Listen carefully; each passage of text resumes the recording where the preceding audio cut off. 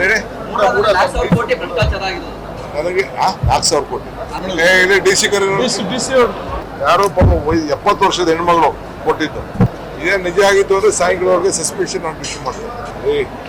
CM ಹೆಂಡತಿ ಯಾಕೆ ಅಕ್ರಮ ಮಾಡ್ತಾರೆ? ಅವ್ರದ್ದು ಯಾವುದೋ ಆಸ್ತಿ ಹೋಗಿದೆ, ಆಸ್ತಿಗೆ ಆಲ್ಟರ್ನೇಟಿವ್ ಸೈಟ್ ಕೊಡಬೇಕು ಪ್ರಾವಿಷನ್ ಅಲ್ಲಿ ಕೊಟ್ಟಿದ್ದಾರೆ.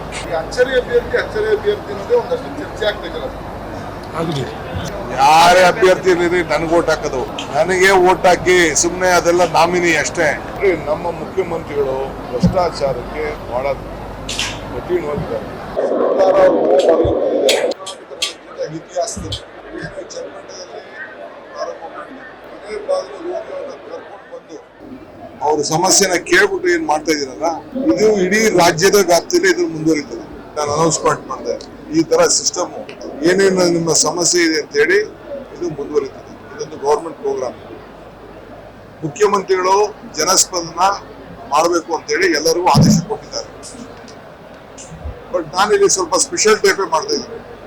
ಯಾಕೆಂದ್ರೆ ನನಗೆ ಜನರ ಸಮಸ್ಯೆ ಏನು ಅಂತ ಅರಿವಿದೆ. ನಮ್ಮ ಬೇರೆ ಶಾಸಕರಿಗೂ ಎಲ್ಲ ನಾವು ತಿಳಿಸ್ತೀವಿ ಇದೇ ರೀತಿ ಕಾರ್ಯಕ್ರಮ ಮಾಡಬೇಕು. ಸೊ ಅವ್ರ ಪ್ರಾಬ್ಲಮ್ಸ್ ಒಂದೊಂದೇ ಅಟೆಂಡ್ ಮಾಡಬೇಕು. ಯಾವಾಗ ನಾವು ಈ ಪ್ರಾಬ್ಲಮ್ಸ್ ಅಟೆಂಡ್ ಮಾಡ್ತೀವಿ, ನಮ್ಗೆ ಬೆಂಗಳೂರಿನಲ್ಲಿ ಒತ್ತಡ ಕೂಡ ನಮಗೆ ಕಡಿಮೆ ಆಗ್ತದೆ, ತಾಲೂಕಲ್ಲೂ ಕೂಡ ಒತ್ತಡಗಳು ಕಡಿಮೆ ಆಗ್ತದೆ. ಸೊ ಈ ರೀತಿ ನಾವು ವರ್ಷಕ್ಕೊಂದ್ಸತಿ 2 ಸತಿ ನಾವು ಮಾಡಿದ್ರೆ ಎಷ್ಟೋ ಪ್ರಾಬ್ಲಮ್ ಸಾರ್ಟ್ ಔಟ್ ಆಗ್ತದೆ. ನಾನು ಕೊಟ್ಟದ್ದು ಎಲ್ಲ ಆಗ್ತದೆ ಅಂತ ನಾನು ಹೇಳಕ್ ಹೋಗುದಿಲ್ಲ. ಲೀಗಲ್ ಆಗಿ ತಂದು ಮಾಡಬೇಕು, ಏನೇ ಮಾಡೋದು ಲೀಗಲ್ ಆಗಿ ತಂದು ಮಾಡಬೇಕು. ಈಗ ಜನರ ನೋಡಿ ಅವರ ತಿಳುವಳಿಕೆ ಅವ್ರ ಇದು. ಈಗ ನಾವು ಒಂದು ಜಿಲ್ಲಾ ಪಂಚಾಯತಿಗೆ ಎಲ್ಲರೂ ಕೊಟ್ಟಿದ್ದೀವಿ. ಯಾರಿಗೆ ಕೊಟ್ಟಿಲ್ಲ, ಇಲ್ಲಿ ಬರಕ್ ಆಗಿಲ್ಲ, ಅವ್ರಿಗೆ ತಾಲೂಕು ಆಫೀಸರ್ ಕೂಡ ಕೇಳಿದ್ದೀನಿ. ಇವತ್ತು ಹೋಗಿ ಎಲ್ಲಿ ಮಾಡಿದ್ದೀರಾ ಅಂತ ನಾನು ಇನ್ಸ್ಪೆಕ್ಟ್ ಮಾಡ್ತೀನಿ. ಅಲ್ಲಿ ಹೋಗಿ ಈ ತರ ಒಂದು ಸಪ್ರೇಟ್ ಅವ್ರ ಅರ್ಜಿ ಒಂದು ಇದನ್ನು ಹಾಕಿರ್ಬೇಕು, ಇನ್ಸ್ಪೆಕ್ಟ್ ಮಾಡ್ತೀನಿ. ಯಾಕೆಂದ್ರೆ ನೆಕ್ಸ್ಟ್ ಒಂದು 5-6 ದಿನ ಟೈಮ್ ಕೊಡೋಣ. ಅವ್ರು ಯಾರು ಇದ್ರು ಅರ್ಜಿ ಕೊಡೋದಿದ್ರೆ ಬಂದು ಅರ್ಜಿ ಕೊಡ್ತೀನಿ, ಏನು ತೊಂದರೆ ಇಲ್ಲ. ಅದಕ್ಕೆಲ್ಲ ನಾವೇನು ಬೇಜಾರು ಏನ್ ಮಾಡ್ಕೊಳ್ಳೋದು. ಅಲ್ಲಿ ಕೊಟ್ರು ಒಂದೇ, ಇಲ್ಲಿ ಕೊಟ್ರು ಒಂದೇ. ಆದ್ರೆ ಜನರಿಗೆ ನಾವು ಹತ್ರ ಹೋಗ್ಲಿಲ್ಲ ಅನ್ನೋದಕ್ಕೆ ಇಲ್ಲಿರುವಂತ ಲೀಡರ್ಸ್ ಯಾರೇ ಆಗಿಲ್ಲ, ಇವೆಲ್ಲ ಸಾಕ್ಷಿಗಳಾಗಿ ಉಳ್ಕೊಂಡಿವಿ. ಸೊ ಅದಕ್ಕೆ ನಮ್ಮ ಡ್ಯೂಟಿ ನಾವು ಮಾಡ್ತೀವಿ. ಈಗ ನೋಡಿ, ವಸತಿ ವಿಚಾರ ಯಾಕೆ ಮಾಡ್ತಿದೆ, ಜೀವನದಲ್ಲಿ ಏನು ಆಸೆ, ಒಂದು ಉದ್ಯೋಗ ಬಿಟ್ಟರೆ ಏನಿದೆ, ಫಸ್ಟ್ ಮನೆ ಇರ್ತಾನೆ ಎಲ್ಲ. ಸೊ ಅದಕ್ಕೆ ನಾವು ಪ್ರಯಾರಿಟಿ ಕೊಡಬೇಕು. ಸೊ ಅದಕ್ಕೆ ನಾನು ಆಫೀಸರ್ಸ್ಗೆಲ್ಲ ಹೇಳಿದ್ದೀನಿ, ಎಲ್ಲಿ ಗೌರ್ಮೆಂಟ್ ಲ್ಯಾಂಡ್ ಇದೆ ಫಸ್ಟ್ ಫೈನಲೈಸ್ ಮಾಡಿ, ಇಲ್ಲ ಅಂದ್ರೆ ಪ್ರೈವೇಟ್ ಲ್ಯಾಂಡ್ ಖರೀದಿ ಮಾಡೋಣ ಅಂತ ಹೇಳಿದ್ದೀನಿ. ಕೆಲವಕ್ಕೆಲ್ಲ ಆಲೇ ಬಿಟ್ಟಿದ್ದಾರೆ. ಈಗ ನಾನು ಸೋಮವಾರ ಆದ್ಮೇಲೆ ನೆಕ್ಸ್ಟ್ ಮುಗಿದ್ಮೇಲೆ ಆ ಸೈಟ್ವರೆಗೂ ಹೋಗ್ತೀನಿ. ಎಲ್ಲೆಲ್ಲಿ ಹುಡುಕಿದ್ದಾರೆ, ನಾನೇ ಖುದ್ದಾಗಿ ಹೋಗಿ ಆ ಊರುಗಳಿಗೆ ನಾನು ಭೇಟಿ ಮಾಡ್ತೀನಿ. ಯಾಕೆಂದ್ರೆ ಇವ್ರು ಕೊಡೋ ಜಾಗ ಜನ ಹೋಗಿ ರೆಡಿ ಇರ್ಬೇಕಲ್ಲ. ಹೌದು, ನಾನು ಟೌನ್ ಪಕ್ಕದಲ್ಲಿ ಬಹಳ ವರ್ಷದಿಂದ ಸೈಟ್ ಕೊಟ್ಟಿಲ್ಲ.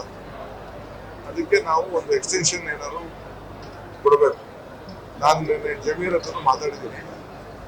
ಅವರು ಒಂದಿನ ಬರ್ತಾರೆ, ಕೃಷ್ಣ ಬರೇಗೌಡರು ಬರ್ತಾರೆ, ನಮ್ಮ ಬೇರೆ ಬೇರೆ ಡಿಪಾರ್ಟ್ಮೆಂಟ್ ಮಂತ್ರಿಗಳೆಲ್ಲ ಬಂದು ಸಪ್ರೇಟ್ ಆಗಿ ನೋಡ್ತಾರೆ, ರಿವ್ಯೂ ಮಾಡ್ತಾರೆ. ಆ ಇಲಾಖೆ ಎಲ್ಲ ನೋಡಿ ರಿವ್ಯೂ ಮಾಡ್ಬಿಟ್ಟು ಈ ಅರ್ಜಿಗಳೆಲ್ಲ ಯಾವ ರೀತಿ ಸಾಲ್ವ್ ಮಾಡಬೇಕು ಅಂತ ಮಾಡ್ತಾರೆ. 5 ಲಕ್ಷ ಬಿಟ್ಟರೆ ಅನ್ಕೊಳ್ಳಿ, ಜನಕ್ಕೆ ಸ್ಪಂದನೆ ಮಾಡ್ಬೇಕಲ್ಲ. 5 ಲಕ್ಷನೇ ಅನ್ಕೊಳ್ಳಿ, ಏನ್ ತಪ್ಪೇನಿದೆ. ಶಾಸಕರು ನಾನೇ ಬಂದಿದ್ದೆ, ಜಿಲ್ಲೆಗಳ ತಾಲೂಕು ಬಂದು ಜಿಲ್ಲಾ ಮಾಡ್ಬೇಕಾಯ್ತು. ಯಾರು ಬೇಡ, ಚೇರ್ ಖಾಲಿ ಆದಕ್ಕೆ ಬಂದು ಕೂತಿದ್ದ. ಚೇರ್ ಕೂತಿದ್ರೆ ಯಾರು ಬರ್ತಿದ್ರ?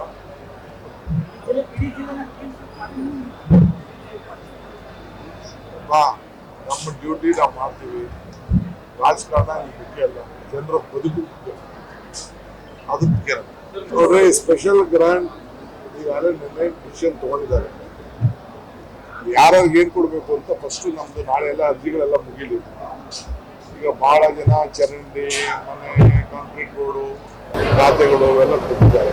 ಕೆಲವು ಸಮುದಾಯ ಭವನಗಳು, ಈಗ ನೋಡಿ 500 ಸ್ಕೂಲ್ ವಿಚಾರ, 125 ಜನ ಒಂದೇ ಇದರಲ್ಲಿ ಬರೆಸ್ತಾ ಇದ್ದಾರೆ. ಇಂಥವೆಲ್ಲ ಇದೆ.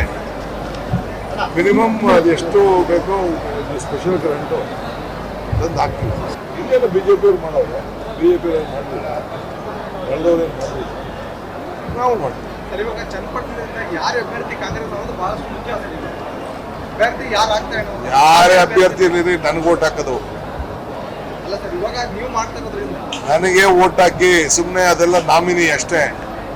ನನಗೆ ಓಟ್ ಕೇಳ್ತಾ ಇರೋದು, ಇನ್ನೊಬ್ಬರು ಬರ್ತಾ ಇದೆ ಸರ್ ನನಗೆ ಓಟ್ ಕೇಳ್ತಾ ಇದ್ದಾರೆ. ಈ ಅಚ್ಚರಿ ಅಭ್ಯರ್ಥಿ ಅನ್ನೋದೇ ಒಂದಷ್ಟು ಚರ್ಚೆ ಆಗ್ಬೇಕಲ್ಲ. ನಡೀಲಿ, ಏನ್ ಬೇಕೋ ಚರ್ಚೆ ಮಾಡಲಿ, ಮಾಡೋರು ಖುಷಿ ಪಡೋರು. ನಾನು ಇದ್ದೀನಿ ಅಂತ ಹೇಳ್ತಾ ಇದ್ದೀನಿ ಅಂತ ಅವ್ರಿಗೆ. ನನ್ನ ಹತ್ರ ಯಾರು ಸಂಪರ್ಕ ಮಾಡಿಲ್ಲ, ನನಗೆ ಯಾರು ಮಾಡಿಲ್ಲ. ನನ್ನ ಡ್ಯೂಟಿ ನಾನು ಮಾಡ್ತಾ ಇದ್ದೀನಿ. ಹೇಳಿದ್ರು ಖಾತೆ ಮಾಡ್ಕೊಡಕ್ಕೋ ಏನು ಯಾವುದೋ ಒಂದು ಸ್ವಲ್ಪ ಪೆನ್ಷನ್ ಮಾಡ್ಕೊಡಕ್ಕೆ, ಪೆನ್ಷನ್ ಮಾಡಕ್ಕೆ ಇಲ್ಲಿ ಡಿ ಸಿ ಕರೆ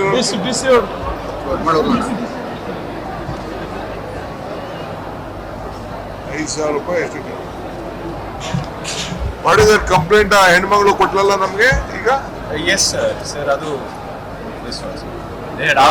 ಯಾರು ಹರ್ಷಿತಾ ಅಂತ ನಾಡು ಕಚೇರಿಲಿ 50,000 ರೂಪಾಯಿ ಲಂಚ ಕೇಳ್ತಾ ಇರುತ್ತೆ. ಯಾರೋ ಪಾಪ 70 ವರ್ಷದ ಹೆಣ್ಮಗಳು ಕೊಟ್ಟಿದ್ದು. ನಾನು ಬರೆದು ಡಿ ಸಿ ಕೊಟ್ಟಿದ್ದೀನಿ, ಇದನ್ನೇನು ಎನ್ಕ್ವೈರಿ ಮಾಡಿ ಅಂತ.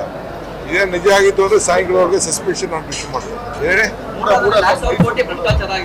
ನನಗೆ 4,000 ಕೋಟಿ. CM ಹೆಂಡತಿ ಯಾಕೆ ಅಕ್ರಮ ಮಾಡ್ತಾರೆ? ಅವ್ರದ್ದು ಯಾವುದೋ ಆಸ್ತಿ ಹೋಗಿದೆ, ಆಸ್ತಿಗೆ ಆಲ್ಟರ್ನೇಟಿವ್ ಸೈಟ್ ಕೊಡಬೇಕು ಪ್ರಾವಿಷನ್ ಅಲ್ಲಿ ಕೊಟ್ಟಿದ್ದಾರೆ. ಅವ್ರ ಗೌರ್ಮೆಂಟ್ ಅಲ್ಲೇ ಕೊಟ್ಟಿದ್ದಾರೆ. ಬಿಜೆಪಿ ಗೌರ್ಮೆಂಟ್ ಇತ್ತಲ್ಲ, ಬಿಜೆಪಿ ಗೌರ್ಮೆಂಟ್ ಅಲ್ಲಿ ಅವರು ಜಮೀನು ಅಕ್ವಿಷನ್ ಆಗಿದೆ, ಅವ್ರು ಡಿನೋಟಿಫಿಕೇಶನ್ ಮಾಡ್ಕೊಂಡಿಲ್ಲ. ಅದಕ್ಕೆ ಒಂದು ಇನ್ಸೆಂಟಿವ್ ಸೈಟ್ ಅಂತ ಇರ್ತದೆ, 60-40 50-50 30 ಏನೋ ಒಂದು ಇನ್ಸೆಂಟಿವ್ ಸ್ಕೀಮ್ ಇರ್ತದೆ. ಕೆಲವು ಕಡೆ 50-50 ಮಾಡ್ತಾರೆ, ಕೆಲವು 60-40 ಮಾಡ್ತಾರೆ. ನಾನು ಬೆಂಗಳೂರೆಲ್ಲ 60-40 ಮಾಡ್ತೀವಿ, ಹೌಸಿಂಗ್ ಮಾಡೋರು ಮಾಡ್ತಾರೆ. ಅದು ಏನಾಗುತ್ತೆ ಆ ಥರ ಇನ್ಸೆಂಟಿವ್ ಸ್ಕೀಮ್ ಅವ್ರು ತಗೊಳ್ತಾರೆ. ಅವರು NPS ಅಲ್ಲಿ ಆಸ್ತಿ ಇದ್ದಿದ್ದು ಜಾಗಕ್ಕೆ ಅವರು ಡಿನೋಟಿಫೈ ಮಾಡ್ಕೊಳ್ದೆ ಇನ್ಸೆಂಟಿವ್ ತಗೊಂಡಿದ್ದಾರಲ್ಲ, ಅದಕ್ಕೆ ನೀವು ಖುಷಿ ಪಡಬೇಕು. ತಪ್ಪೇನಿದೆ? ಅವ್ರು ಹೊರರು ಇದ್ದಾರೆ, ಅವ್ರು ತಗೊಂಡಿದ್ದಾರೆ. ಈಗ ನೋಡ್ರಿ, ನಮ್ಮ ಮುಖ್ಯಮಂತ್ರಿಗಳು ಯಾವುದೇ ಆಗಲಿ ಭ್ರಷ್ಟಾಚಾರಕ್ಕೆ ಅವರು ಬಹಳ ಕಠಿಣವಾಗಿದ್ದಾರೆ. ಯಾರೇ ತಪ್ಪು ಮಾಡಿದ್ರು ಅವ್ರ ಮೇಲೆ ಶಿಕ್ಷೆ ಮಾಡಬೇಕು, ತನಿಖೆ ಮಾಡಬೇಕು ಅಂತ ಹೇಳಿದ್ರೆ ಮರ್ಸಿಲೆಸ್. ಎಲ್ಲರೂ ಮಾಡ್ತಾರೆ, ಅವಶ್ಯಕತೆ ಇದ್ರೆ ಎಲ್ಲರೂ ಮಾಡ್ತಾರೆ, ತಪ್ಪೇನಿದೆ? ಮಾಡಲೇಬೇಕು. ಒಬ್ಬ ಜವಾಬ್ದಾರಿಯಾದಂಥ ಮಂತ್ರಿಗಳಿಗೆ ನಮ್ಮನ್ನೇ ಮಾಡಿಲ್ಲ, ಮಾಡ್ತಾರೆ. ಸರ್ ನೀವು ಸಿಎಂ ಚರ್ಚೆ ಮಾಡ್ತಿದ್ದಾರೆ. ಒಂದು ನಿಮಿಷ ಸರ್, ಊರ್ನ